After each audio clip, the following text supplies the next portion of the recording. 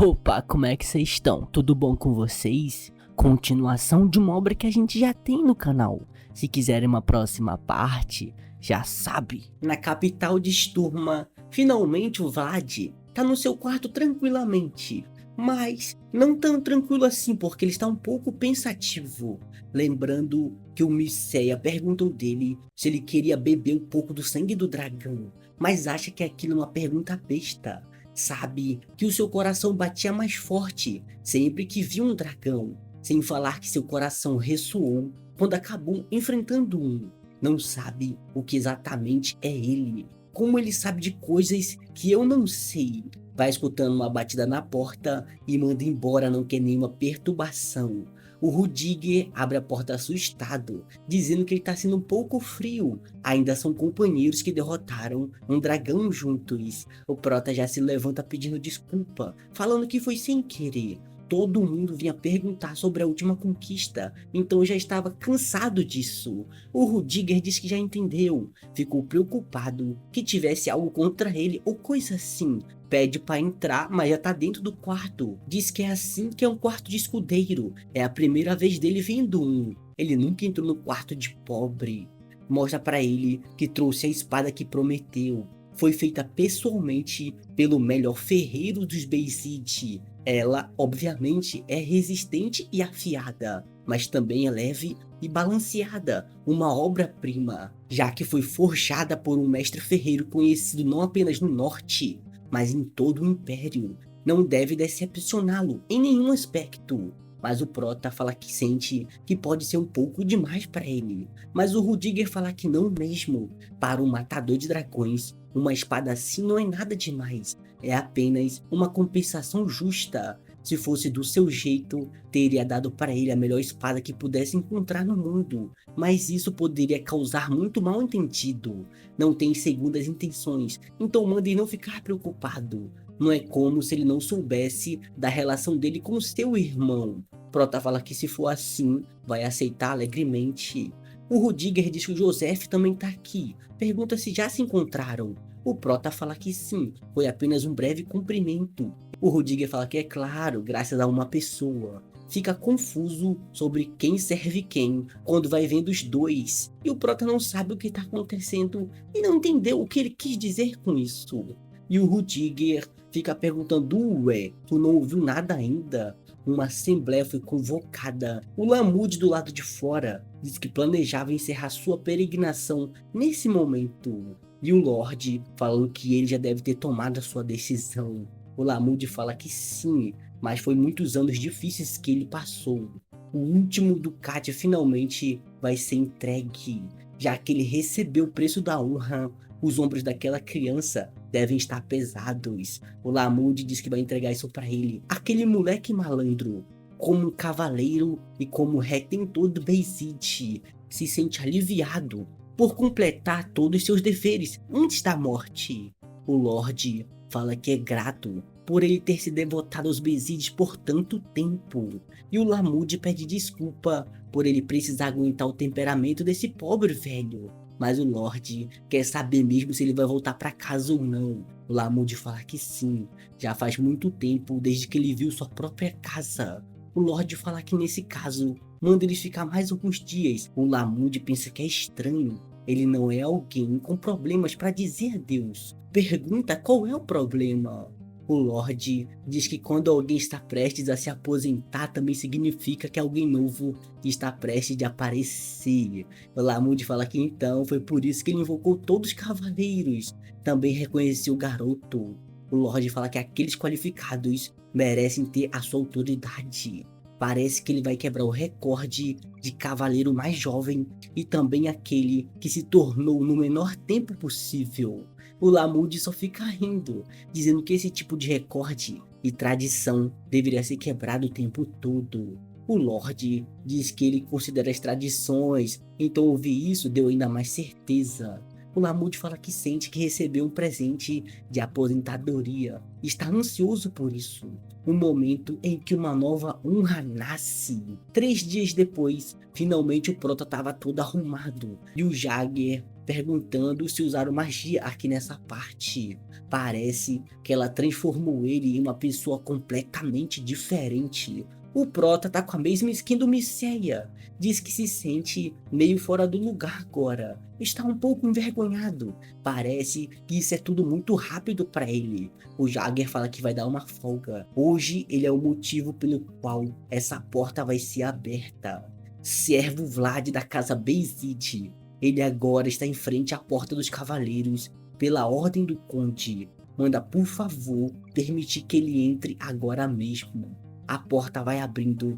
Esse é o lugar, o salão dos cavaleiros. Todo mundo estava reunido. Assim que entrando, atrás dele vai aparecendo Joseph.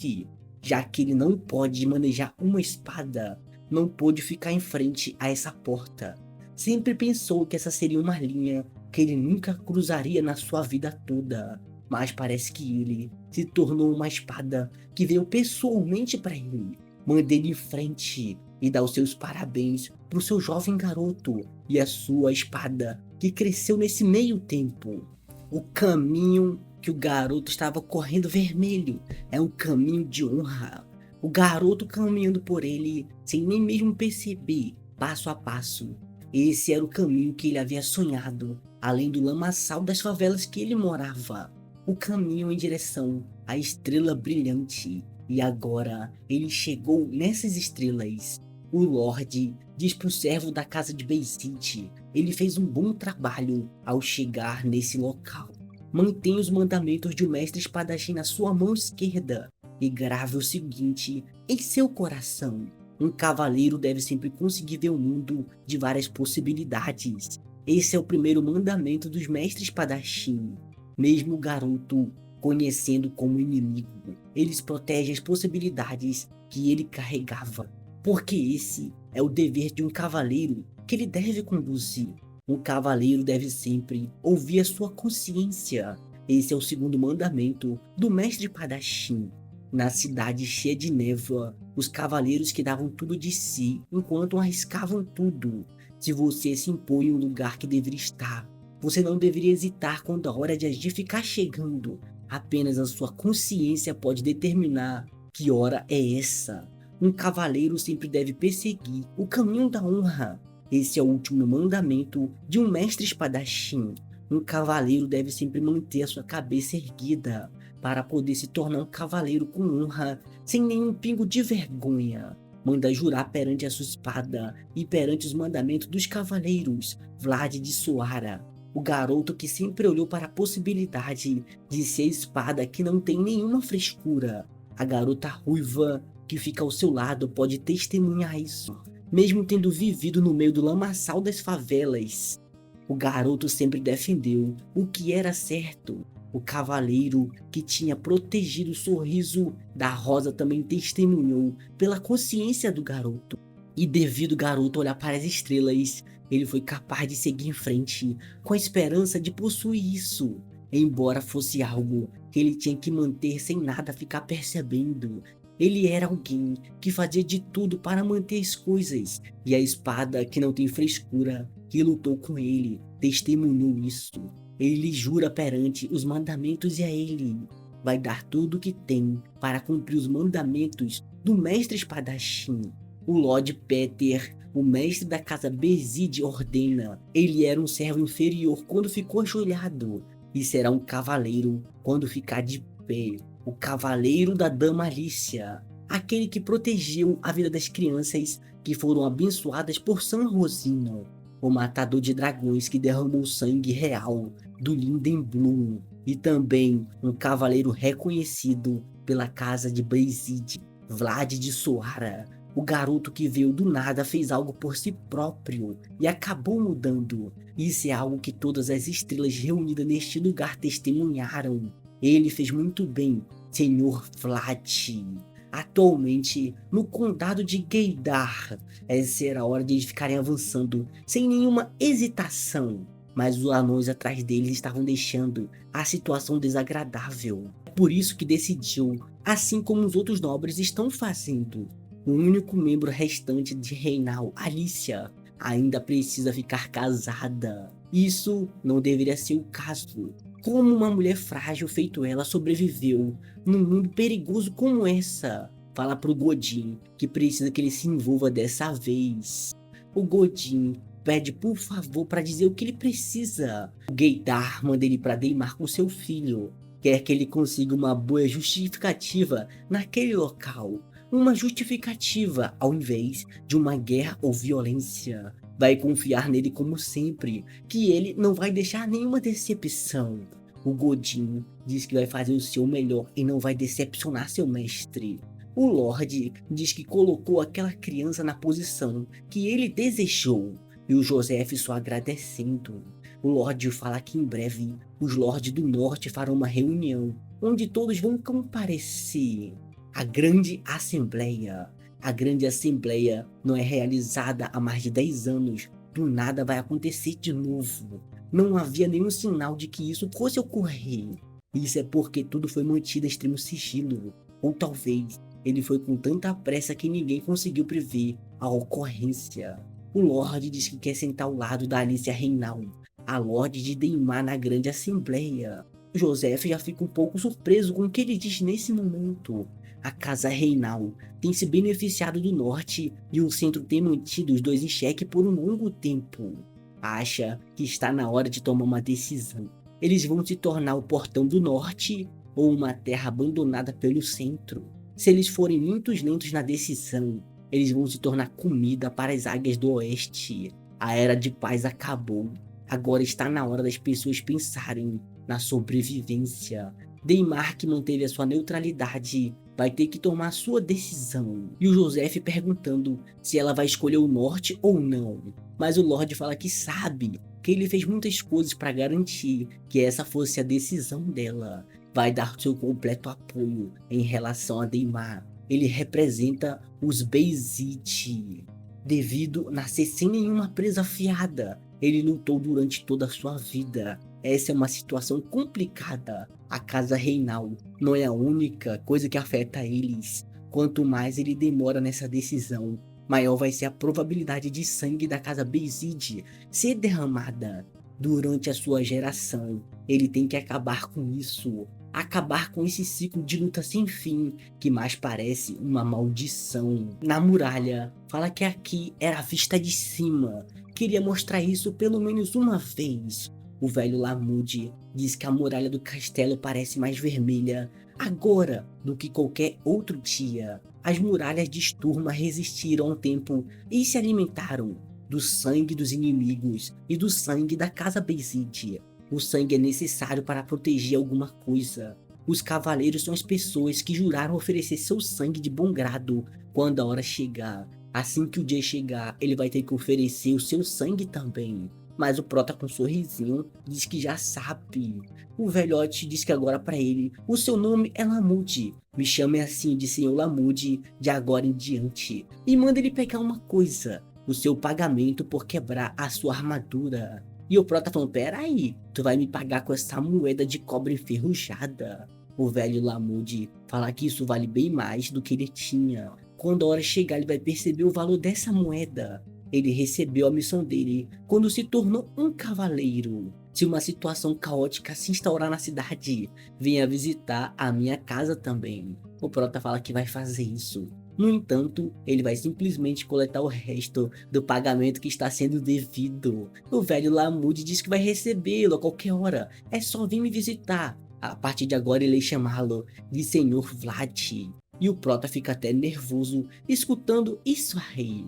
O velho Lamud fica rindo, falando que foi bastante divertido. O Prota fala que sim, realmente muito obrigado, Senhor Lamud. Obrigado por tudo que foi ensinado a ele nesse tempo todo.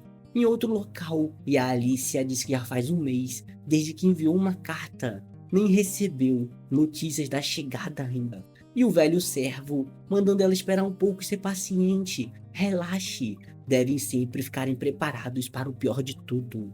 Só assim vão conseguir estar preparados para o que devem fazer. E a Alicia pensando no pior, o pior cenário de todos. Será que deveria seguir o que o Conde Gaydar pediu na sua carta e se casar com seu filho mais velho? O que ele acha? Ela deveria simplesmente ficar casada. E o servo fala que cometeu um erro em escolher as suas palavras. A Alicia fala que ainda está tremendo de raiva por receber um convite de casamento. Por sinal, parecia um aviso unilateral. Ele está desrespeitando a gente completamente. Eles embelezaram as palavras, mas não havia uma promessa sequer como seria o futuro de Reinald. Tudo que viu foi a própria ganância. Todos ao seu redor são apenas ladrões. O servo manda ela não se preocupar tanto. A oportunidade vai chegar com o tempo certo. Só precisam continuar tentando até isso acontecer. Mas ainda assim, porque não tem nenhuma resposta da casa Bezid, é tão difícil assim para eles emprestarem um servo. O servinho diz que provavelmente eles calcularam tudo. Eles devem saber a vantagem territorial que Deimar tem. A única coisa que preocupa sobre isso é outra coisa. Já chega o Cleitinho, falando que chegou informação que as pessoas do Conde Gaydar chegaram ao seu baronato. E a Alicia sem saber, porque eles já chegaram aqui. O servo fala que vai precisar remarcar reunião com eles para amanhã. E vai fazer o melhor para ganhar o máximo de tempo que for possível. Manda ela, por favor, ser uma pessoa forte. Afinal, uma águia faminta não tem nenhuma misericórdia. Do lado de fora tá o sucessor do Gaydar, o Gaydar Júnior, Ichavan. E o Godin fala que Deimar sempre foi assim tão calada. Eles preferem a diplomacia do que a guerra. Eles preferem trabalhar com a agricultura do que com o comércio. E o Tishan dizendo que, em outras palavras, eles são entediantes. Ele não tem nada para ficar fazendo aqui. Ele só precisa se apresentar para aquela garota. O Godin diz que ele também precisa agir como se estivesse interessado em soltar uma conversa fiada. Mas o Itichan diz que não vai conseguir fazer isso. Odeia fazer qualquer tipo de trabalho. Mas o Godin fala que ele precisa cumprir os deveres que vêm com a sua linhagem. E o Itichan pergunta por que é complicado essas coisas. Pegue você se quiser. Ele viveu sua vida com essa lógica. Eles não conseguem pegar o que eles querem daqui.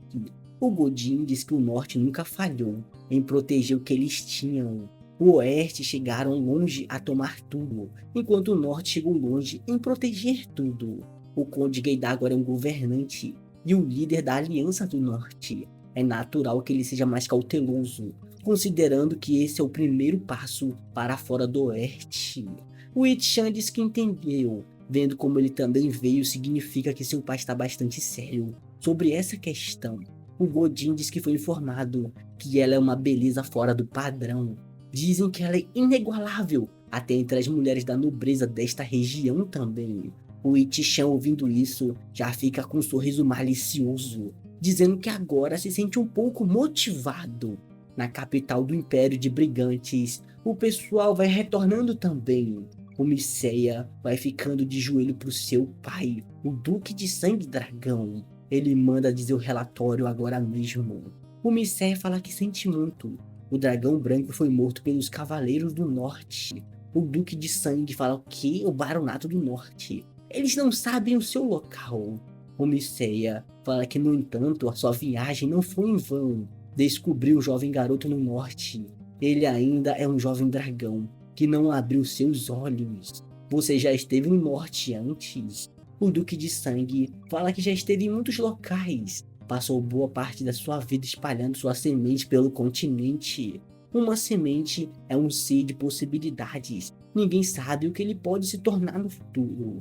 Valeu a pena decidir a sua vida inteira a seu trabalho. Já pergunta se o coração dele ressoou após ver aquela criança. O Mysaia fala que sim. Ele tinha cabelo dourados. Essas são as cores que foram passadas através do sangue da casa Dragulha. O Duque de Sangue fala que entendeu. Vendo como ele não foi chamado pelo fragmento de dragão, parece que ele ainda não abriu seus olhos, como ele disse antes. O trabalho de espalhar semente é sempre complicado. O mesmo vale para ter que ficar esperando. Mesmo assim, humanos sempre fazem as mesmas coisas de novo e de novo. E é assim que ele tem vivido bastante tempo. Ele quer conhecer essa sua criancinha também. E acabou.